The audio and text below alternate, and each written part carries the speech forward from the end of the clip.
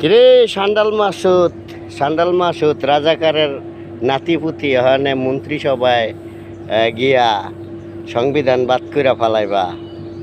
এর আগে একটা কথা কইছিলাম, আবারও আরেকটা কথা কয়ে দিই তরে। মুক্তিযোদ্ধার সংবিধান লইয়া কথা কওয়ার আগে মুখে লাগাম দিয়া কইস, কারণ তোর দাদা তোর বাপেরা হাঁটু গেড়েই বইছিল। আমাদের তারেক ভাই এই কথা কিন্তু বলছে আগের ভিডিওতে। তারেক ভাই মুক্তিযোদ্ধার পক্ষে লড়াই করতেছে, তার সাথে আমরা মুক্তিযোদ্ধা পরিবারের যত সন্তান আছি সব আছি। তুমি যে কথা কইতাছ তোমার কথা সঠিক না, তোমার কথাটা একবারে রং। এটা নিয়ে তুমি কোনোদিনও মানে আগাইতে পারবা না, এটা জানি না রেখো। তোমার সে ভালো ভালো বুদ্ধিজীবী ওখানে পড়ে রয়েছে, মনে করো যে ইয়াতে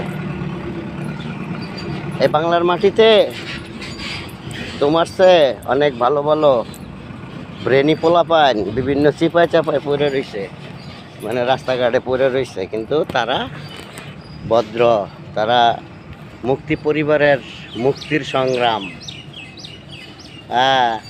তার মধ্যে সময় আসলে দেখবা যে তোমরা এই দেশের নাগরিকত্ববাদ হয়ে যাবো গা। তোমরা নাগরিকত্ববাদ করে পাকিস্তান পাঠানো হবে সময় আসলে, একটু ওয়েট করো। বাংলাদেশের ভোটার আইডি কার্ডটা পর্যন্ত তোমাদের মনে করো যে পাকিস্তানের কইরা দেওয়া হবে। এই পাকিস্তান গিয়ে তোমরা বসবাস করবা, বাংলাদেশে তোমাদের বসবাসের দরকার নাই। একটু ওয়েট করো, একটু করতে থাকো, মানুষ দেখুক।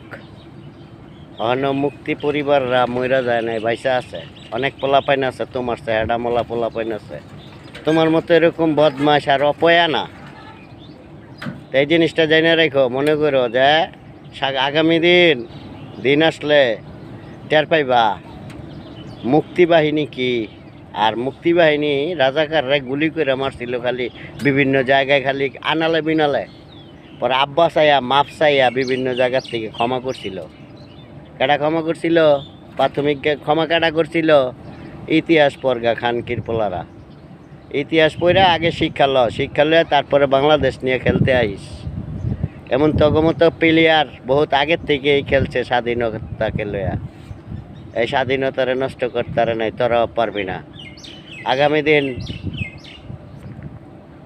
যুদ্ধের জন্য প্রস্তুত থাকিস, আমরা প্রস্তুত আছি, থাকবো ইনশাল্লাহ। সময় আসলে দেখবি। জয় বাংলা, জয় বঙ্গবন্ধু।